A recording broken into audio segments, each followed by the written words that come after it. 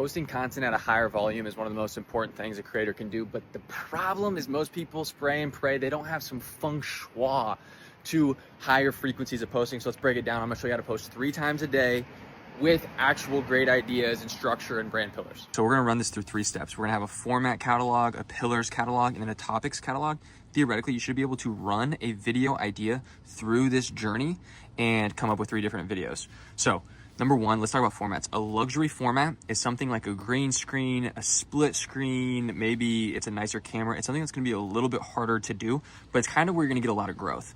Yap format is something very easy. It's your easiest one. It's where you can just sit down, turn the camera on and yap. And then the low lift is the scalable content where it's like a 7-second B-roll of you doing a fit check in the mirrors and then you throw like some on-screen text or like a carousel. And the goal is in a day, you can actually ebb and flow and just do one of each to protect your time, but also still get great results because all of these serve a different purpose.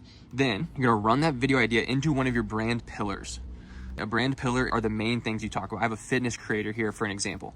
Okay, these are high level pillars that are gonna rip. So I have some examples here: fat loss, peptide usage, recovery, bodybuilding. Let's say that this fitness creator does these 4 pillars. Then you run the idea through buzzwords or topics. This is where we get over here and it's really specific. It's a lot more granular. And these are things where people really enjoy the specificity of it. So this is what we could do. I have my ideation engine over here and we're gonna run through this journey. So as I'm living my life, I'm starting to develop an idea. And let's say somebody asked me a question about peptide usage.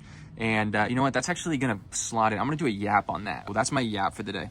Then I'm thinking about it and it's like, gosh, I have an object lesson about fat loss where I've seen this before. Jeff Magnuson does that. He'll lay out a cake and he'll show, hey, this piece of the cake kind of will go like this. It'll be like a cake. It's like a wide cake, but he'll cut it in percentages.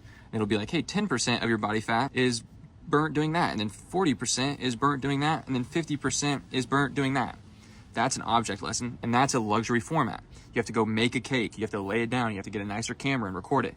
Okay, well, that's my object lesson video for the day. And then my low lift is maybe I have somebody on my team or maybe I just enjoy doing this. I just have 10 pictures from my camera roll and we turn this into a carousel and we throw some motivational tips on it. And maybe it's, you know, we run it through like sauna 'cause I'm really passionate. I just read a book about sauna. And so we're going to run my carousel through the recovery and then into the sauna. What this does, this structures your thinking. So you're not starting at basically ground zero. You're starting 50% done because you have your formats that you don't have to think about. You have your pillars that you don't have to think about. And then you have ideas that you know are going to be proven winners because they've already done well on your page. Okay, that's how you post 3 times a day. If you want to be great at content, you could probably learn a lot from fantasy football. I'm going to explain this, just kind of bear with me here. So there's a lot of things in life that have a hint of luck involved. Okay, and there's a philosophical kind of game theory approach to these that's extremely important compared to you put in $1, you get $2 out, a little bit more, you know, an hour in, an hour out, some of those models of life. For example, fantasy football, there's a hair of luck involved. Settlers of Catan, a hair of luck involved. Okay, what else is there? A couple other things. Content is like that. It is not like a job. It is not like a sport as much, okay, where it's, yes, there's luck if you get injured or get fired and stuff like that, but it's a little bit more, you put time in, you get something out.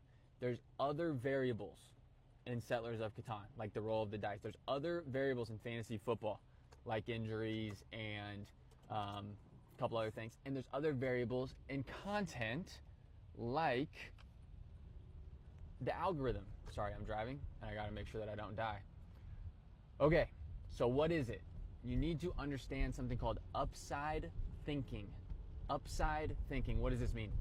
It means you have your base conceptual decision making. You have your pieces of content that you know are going to do fine, and you have your fantasy players that you know you're going to do fine. So when prepping for a fantasy draft, the first 5 rounds, you're trying to get as much value as possible. Okay, this is equivalent to your main hitters in your content, the hitters that you know are going to rip.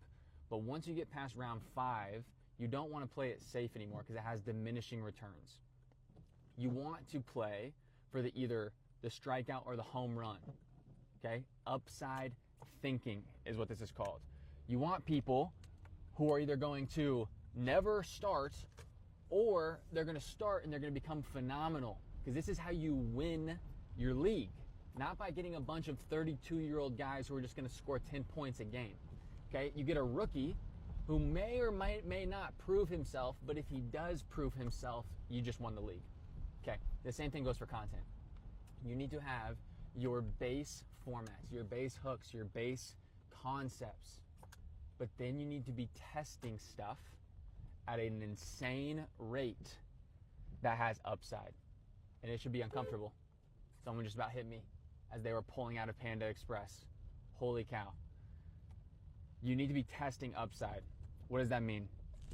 It means there has to be a format that makes you feel just a hair uncomfortable. There has to be hooks and topics that make you a hair uncomfortable, because you never know what might rip compared to your standards. So let's run this by an example, okay? We have an individual in this example that is a girl. Let's say she's 25 and she primarily teaches baking content. Okay, baking content, okay? She's crushing it. She has her formats. It's recipes. Recipes, she has it. She gets her 100,000 viewed video almost every time. It rips, it rips, it rips. Okay, she could stick to that. Okay? She could stick to that. If this was in the decision-making process of a job or sports or something where you put in time and you get a reward out, then yes, pound the stone, pound the stone, pound the stone, pound the stone. But it's not, because there's a hair of luck involved. So instead we need to do upside thinking.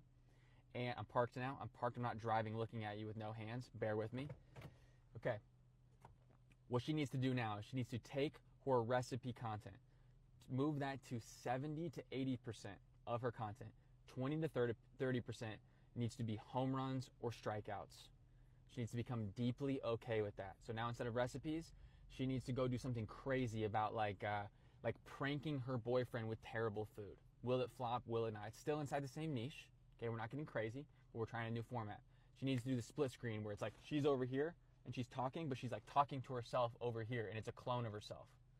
Okay, she needs to try green screen. What? Nobody in the baking industry does green screen. Try it. It could be a home run, and here's the most important part. You try it 6 times. You try it 6 times. And what happens is, let's say she tries the green screen 6 times. She tries the split screen 6 times. She tries the pranking her boyfriend with terrible food 6 times. Okay? 6 at-bats. 6 different players. One of them is going to hit. Let's say one of them hits and it becomes better than her recipe content. Okay? Now she starts to climb. She starts to climb as a creator. Okay? This is where exponential growth comes in. She starts to pass other creators.